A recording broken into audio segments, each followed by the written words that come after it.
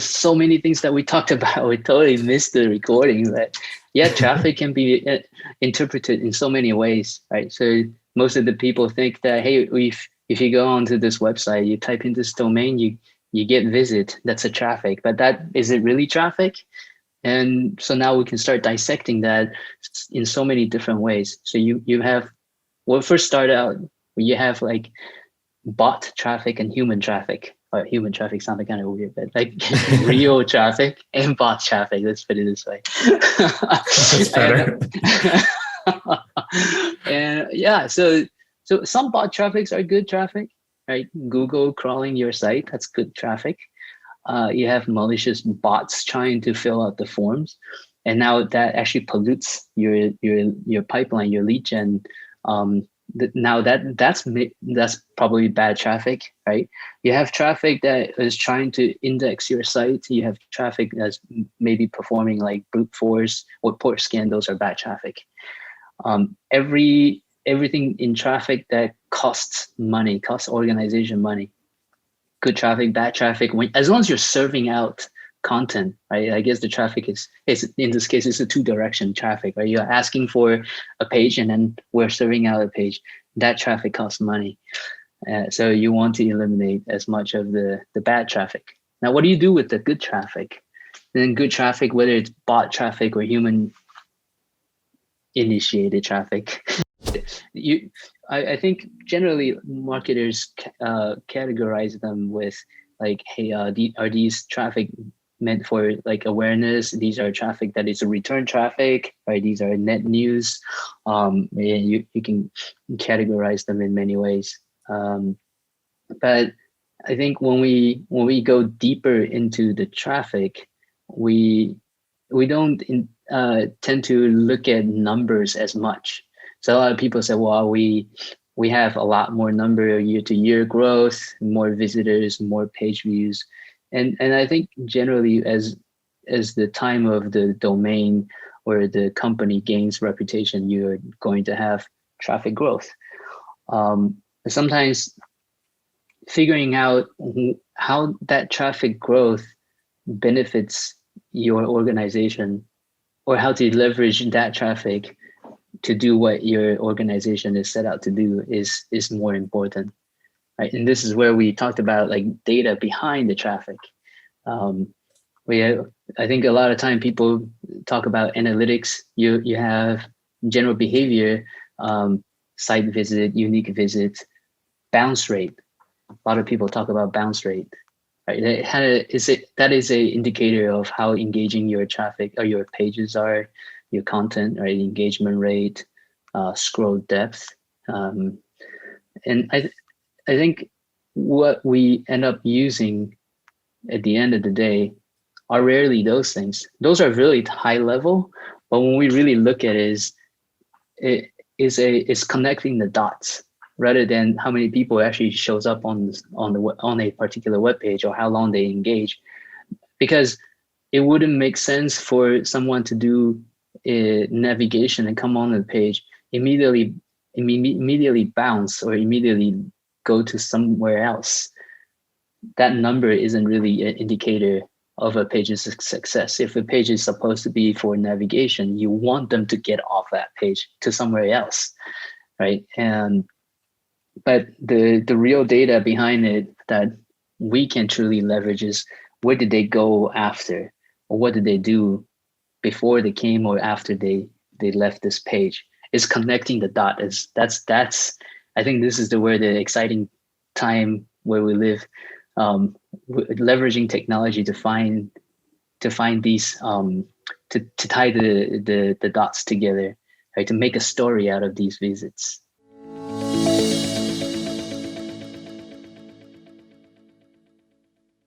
So if we start the journey, right, when someone landed to your site, actually the story starts before that, right? It's kind of like Star Wars. You can start working on episodes prior, and why did they come to your site?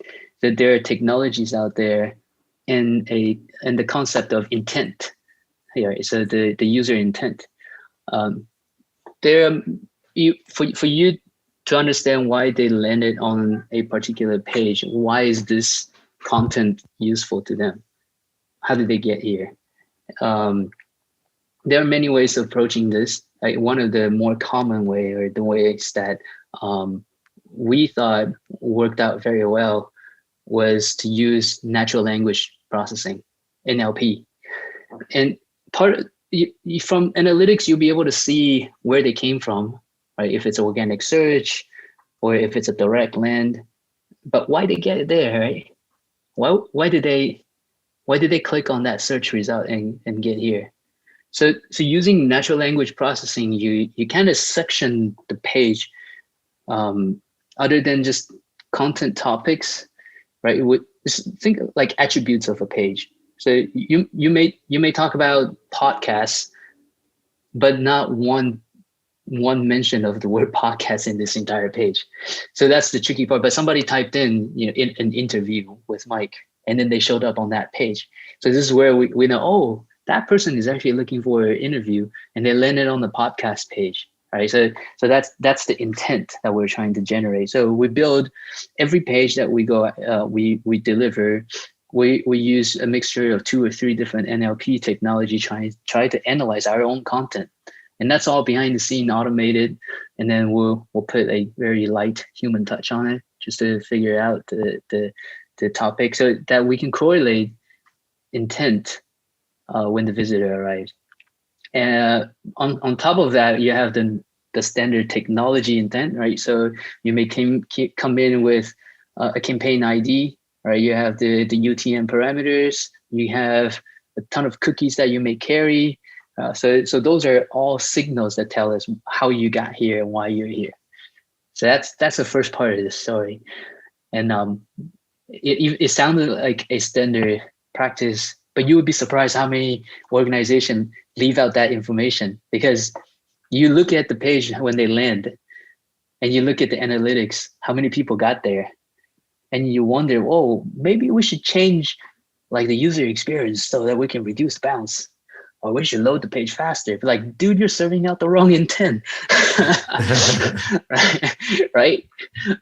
So that's the first part of the story. It's not rocket science, but we frequently miss that opportunity.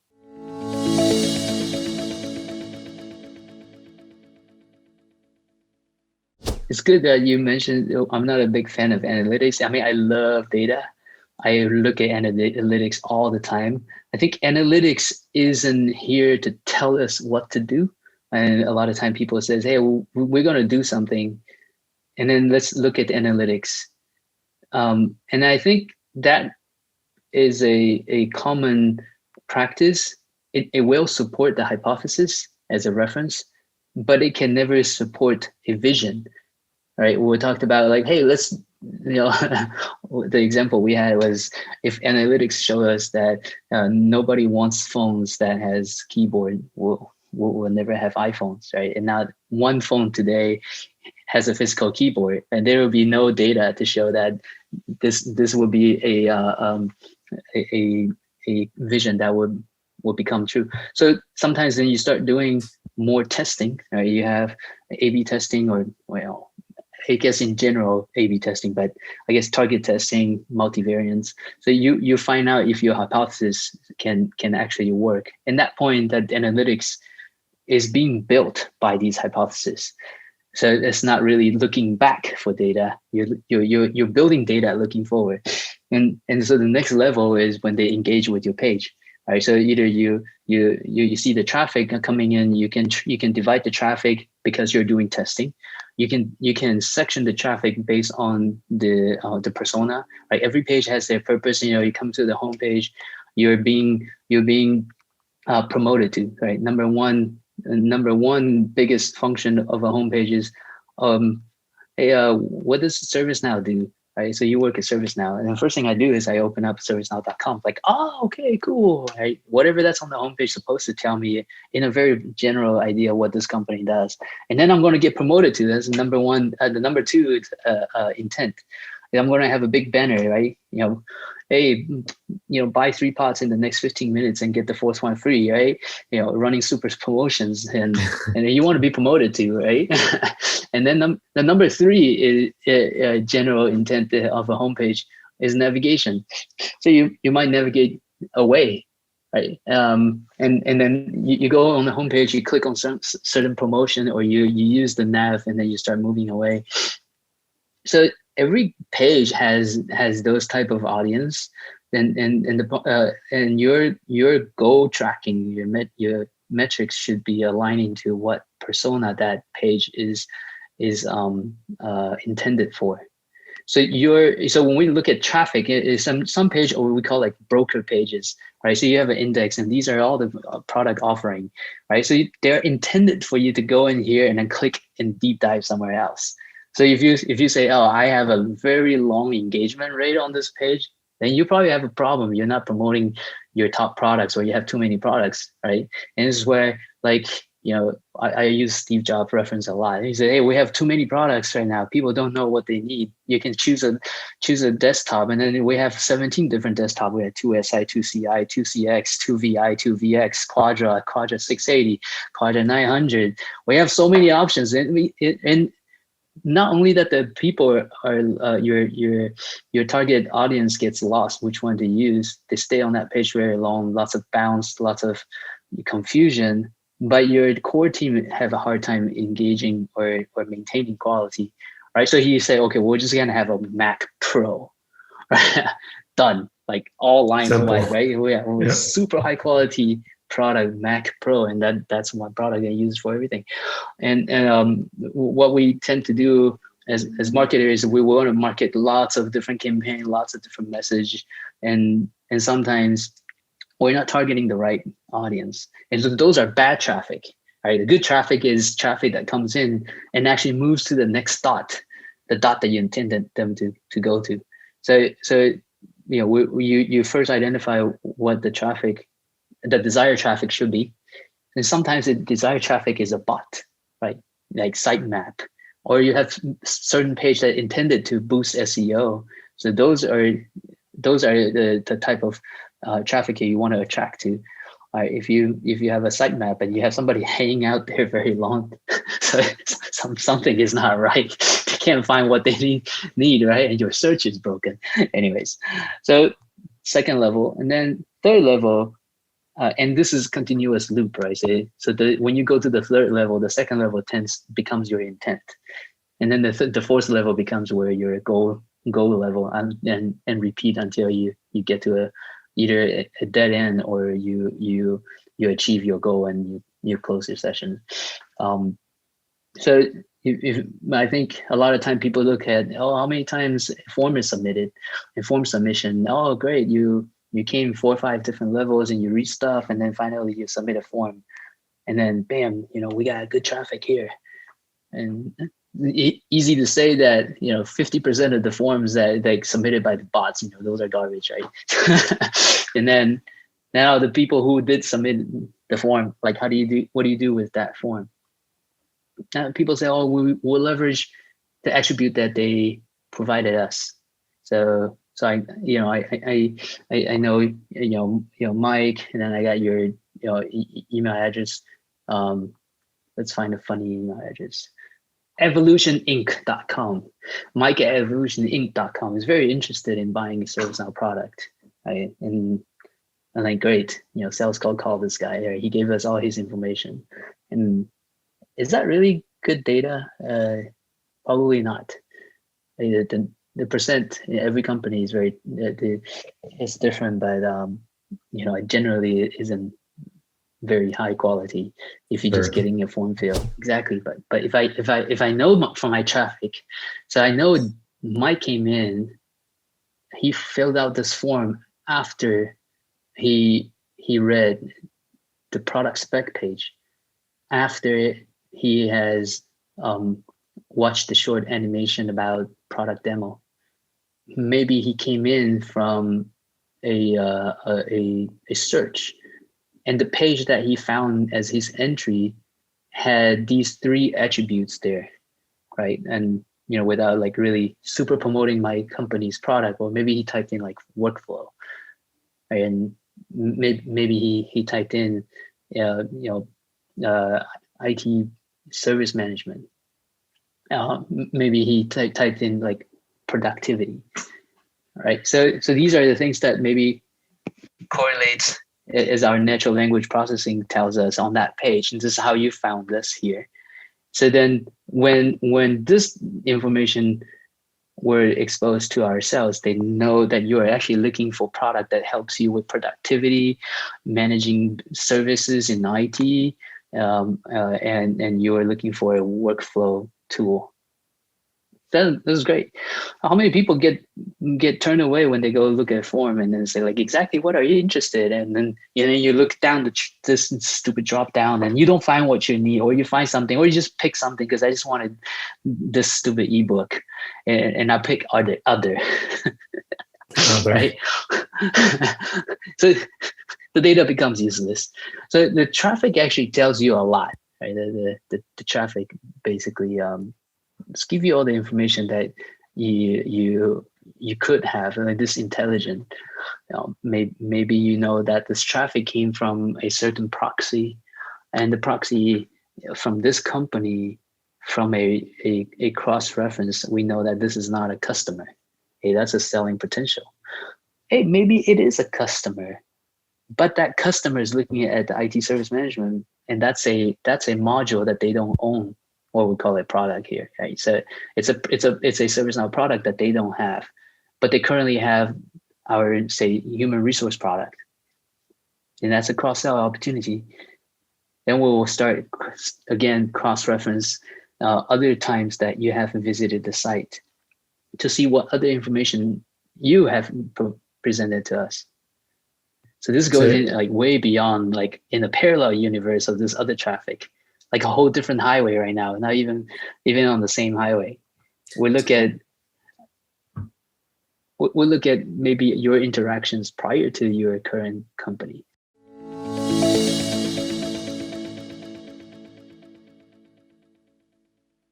Back to what I was talking about, oftentimes the people in our field look at traffic, especially like analytics traffic. Analytics traffic is still important, right? But it tells you one highway or one traffic, right? The path, how they came in, pages that they landed from, how long they stay on the page, and then whether they bounce or which way they go next, which CTA they clicked on. That's pretty standard. But what happens is, if you came in, so let's start easy. If you came in from your cell phone and looked at certain things, you choose, and then you switch to your desktop and look at something else. My traffic is going to show two different users, and I'm going to have two different intent, and I'm going to have the intent from the user from the desktop where you submitted the form. I will never know that this is actually same traffic. So that this extend like magnitude more complicated, because now we're talking about this concept called device co-op, right? Where people has to associate your device IDs and associate other parameters or attributes that you can help to define that this is the same person. You may close one browser and then open up another browser. That's the browser that you have, say, your information autofill. So I say, I'm going to fill in the form here, so I should type less. So you actually close the other browser. So all the data that was tracked from that browser is gone, right? Any cookies or anything that helps identify you is gone. And then now you autofill something else. And you might autofill as Jackie Chan, just because you don't want to get marketed, right? But the first browser has all your information as Mike. So, hey, we lost opportunity there. And then so traffic data expands into these, what we call the multi-identity world, right? Back in the days, we think about like hackers always have like a handle, right? Zero Cool or Acid Burn, if you see that movie. That's great. So you have multiple identity, right? So how do we know it's like a marketing forensics to find out the person who's look at the ITSM product, the IT service management product, and it's also the same person who works at Evolution Inc. and they don't actually have this product, right? And that person at Evolution Inc. submitted a form, but was looking at a different product. So now we have to tie these things together, and how it's done, it's kind of like secret sauce. But in reality, there's many ways that we can see. But within the law, of course, sure, right? Yeah. We're talking about a world that like GDPR, but that we have the Google and the Facebook, and you get what I mean. But it is within things that we can control. We can do this matching algorithm, right? So it's the same location, same IP, same browser came in. One filled out as Jackie Chan, one filled out as David Shao. The same person, right? Within seconds apart, right? So then like this person actually wanted this ebook, but he didn't want us to email him. So maybe in our database, mark do not email, but we can continue to track or contact for sales opportunity, where you can have two separate computer, same IP address, from your home, or same company if you're on the company proxy. Or more than that, 20 people, 20 computers all looking at that same product. Hey, maybe this is the opportunity here. Do a reverse IP lookup. Oh, hey, this is Evolution Inc. They're really interested in that product, right? So this ID stitching and this forensics behavior becomes one of the most valuable tool a marketing organization can have. It's making data, all the big data, to make sense out of all the data that we get.